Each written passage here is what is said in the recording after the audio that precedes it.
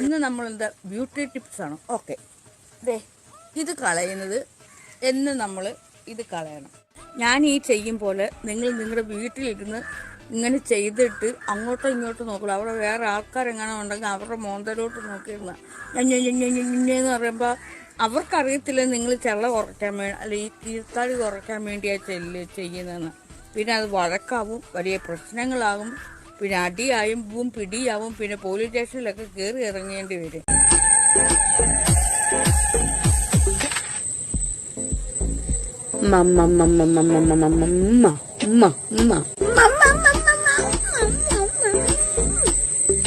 നാണമില്ലേ സ്ത്രീയെ? ഒട്ടും നാണമാനില്ല. അതുകൊണ്ടാണ് ഞാനിങ്ങനെ കാണിക്കുന്നത്. ഒരു ഷോപ്പിൽ ചെന്ന് തുണി എടുത്ത് നിങ്ങളെ കാണിക്കുമ്പോൾ അവരോട് നിങ്ങൾ പറയോ നാണമില്ലേ സ്ത്രീയെ എന്ന് പറയോ? ഇറങ്ങി പോടോ. എനിക്ക് ഇങ്ങനെ ഇരുന്ന് തിന്നു പഠിച്ചാണ് ശീലം. ഒട്ടും ശരീരം അനക്കാൻ വയ്യ കേട്ടോ. ഞാൻ പഠിക്കാൻ പോയത് വലിക്കാനല്ല. എൻ്റെ ഓഫീസാണിത്. എൻ്റെ ഓഫീസിലിരുന്ന് ഞാൻ വളരെ മനോഹരമായിട്ട് ജോലി ചെയ്യുന്നു. നിങ്ങൾ കണ്ടിട്ടില്ലേ? കറങ്ങുന്ന കസേരയൊക്കെ ഇനി എനിക്ക് വാങ്ങിക്കണം.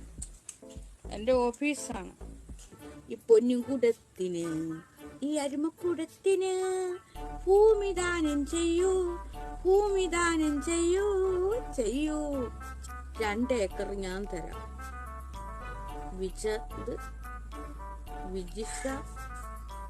എൻ്റെ പൊന്നുമോളെ, 2 ഏക്കർ മോക്ക് പോയിട്ട് 2 നിക്കർ പോലും ഇല്ലെന്ന് എനിക്കറിയാം. വെറുതെ എന്തിനാ മോളെ ഇവിടെ വന്ന് ഇങ്ങനെ എഴുതി വെക്കുന്നത്? 2 ഏക്കർ ഞാൻ തരാമെന്ന്. ആദ്യം നീ ഒരു 2 നിക്കർ വാങ്ങിച്ചിടും, പിന്നെ ഏക്കറിന്റെ കണക്ക് പറയട്ടെ കേട്ടോ. അത് നീ 2 നിക്കർ വാങ്ങിക്കും. മക്കളെ, ഈ പാവങ്ങളെ കൊണ്ടാണ് എനിക്ക് പല ദോഷങ്ങളും ഉണ്ടായിട്ടുള്ളത്. നിങ്ങളെപ്പോലുള്ള പാവങ്ങളും നിഷ്കളങ്കരും വന്ന് കയറിയാണ് എനിക്ക് ടാപ്പും കോപ്പും എല്ലാം വെച്ചിട്ട് പോയാൽ. അതുകൊണ്ട് പാവത്തിന്റെ കാര്യം പറഞ്ഞ് ഇനി ഇങ്ങോട്ടിന് വരരുത്. നിന്റെ കൃമികടിക്ക് ഞാനിവിടെ പൂജ ചെയ്യണമെന്ന് വെച്ചാൽ ഇതെന്ത് കഷ്ടമാണെന്ന് അറിഞ്ഞാട്ടെ. ഇവിടെ ഇരുന്ന് പൂജ ചെയ്താലും നിന്റെ കൃമികടി മാറുമോ? ഇല്ല. നിന്റെ കൃമികടി ഇപ്പം രാവിലത്തെ കൃമികടി എന്താന്ന് വെച്ചാല് നീ ഇവിടെ വന്ന് ഇങ്ങനെ എഴുതിയിടുന്നില്ല. അത് എഴുതി വെച്ച് ആദ്യം പറയണ പഠിക്ക് നബീസ. എൻ്റെ പൊന്നുമോളെ, ആദ്യം നീ എഴുതണ പഠിക്ക് കേട്ടോ. എന്നെ ഇങ്ങോട്ട് പഠിപ്പിക്കാൻ പറ്റാതെ നീ അവിടെ എന്ത് എഴുതി വെച്ചേക്കുന്ന ആദ്യം പറയണ പഠി. അല്ലാത്തണ്ട് ഈ ലൈവിനകത്ത് വന്ന് എനിക്ക് പോലും അറിയത്തില്ല ഞാൻ ആരാന്ന്. അതുപോലെ തന്നെ ഈ ലൈവിലും ഇരിക്കുന്നവർക്കും ആരാന്ന് അറിയത്തില്ല. അതുപോലെ ഈ എഴുതി വെച്ച നിനക്കും അറിയാൻ വയ്യാണ്ടായിപ്പോയി നീ ആരാന്ന്. ഇപ്പൊ ആർക്കും അറിയത്തില്ല പരസ്പരം അവനവൻ ആരാന്ന്. പേര് പോലും മറന്നുപോയി. ഇല്ലാത്ത അസുഖങ്ങളെല്ലാം ഉണ്ടായി തലയ്ക്ക് ഭ്രാന്തെടുത്ത് നരക വേദന അനുഭവിച്ച് കിടക്കുമ്പോൾ ഒരാൾ പോലും പൈസ കൊടുക്കാൻ പറ്റാത്ത ഗതികളിലേക്ക് ഈ തെണ്ടി നാറി തിരിയട്ടെ. ഞാൻ ശപിച്ചു വെച്ചു. ചീത്ത പറയുന്നുണ്ടേ അത് എന്ന് കേൾക്കാൻ പോകും, എന്നിട്ട് അതിനെതിരെ കിടന്ന് മത്സരിക്കാൻ പോകും. നീ വെറും ഒരു ഒരു ഒരു ഒരു ഒരു ഒരു വൃത്തികെട്ടവനും ഒട്ടും കാണാൻ ഭംഗിയില്ലാത്തവനും ഒരു ബുദ്ധിയില്ലാത്തവനും കഴുതെന്ന് പറയാൻ പറ്റത്തില്ല. പാവം ജീവി, ഒരു ഒരു ഒരു ഒരു നാറിയുമാണ്. 10 ഇഞ്ച് നീളമുണ്ടെന്ന് എൻ്റെ സാമാനത്തിനായിരുന്നു. അതെന്തോ വലിച്ചു കെട്ടാനായിരുന്നു, അതിനകത്ത് തുണി വിരിക്കാനാണ്. 10 ഇഞ്ച് നീളം കൊണ്ട് നിനക്ക് എന്തിന്റെ പ്രാന്താണ്? ഒരു പെണ്ണിനെ സെറ്റാക്കാൻ പോലും കഴിവില്ലാത്ത പഴവിഴുങ്ങുകൾ. ഓ, എനിക്ക് നോക്കാനും വരുന്നത്. നീയൊക്കെ എൻ്റെ ശിഷ്യരാണ്, കൂട്ടുകാരാണ്. കണ്ണൻ നർത്തകൻ മാത്രമല്ല, വളരെ മനോഹരമായി പാട്ട് പാടുന്ന ഒരു ഗായകനും കൂടാണ്. ആരാണ് കണ്ണൻ? ആരാണ് കണ്ണൻ? പറയൂ, ഒന്ന് അറിയാവുന്നവരൊന്ന് എഴുതിയിടൂ നോക്കട്ടെ. എത്ര പേർക്ക് കണ്ണനെ അറിയാം?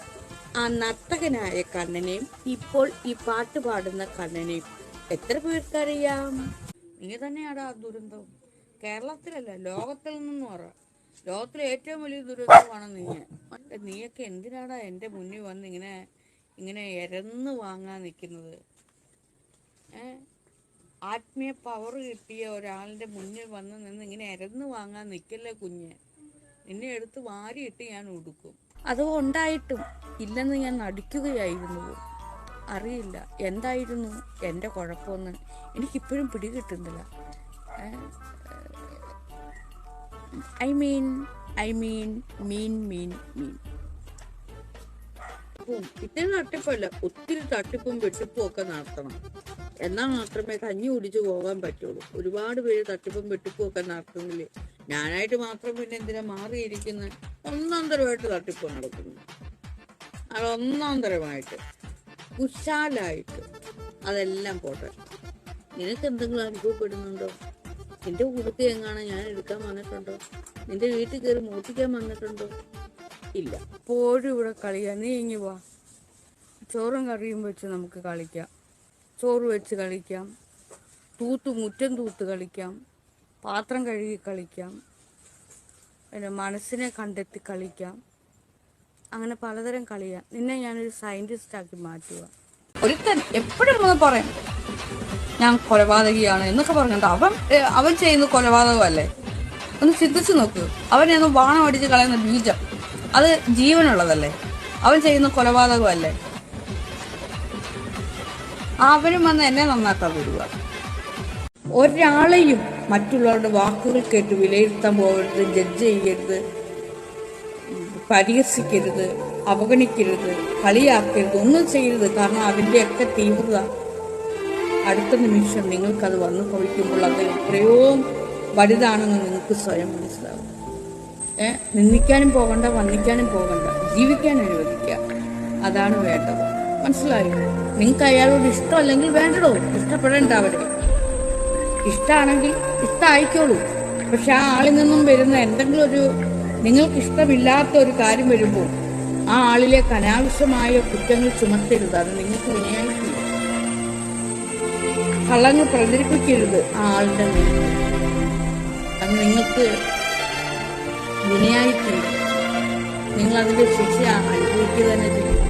ആരെയും മറ്റൊരാളുടെ വാക്കുകൾ കേട്ട് വേദനിപ്പിക്കാനായിട്ട് ഇറങ്ങിത്തിരിക്കരുത്.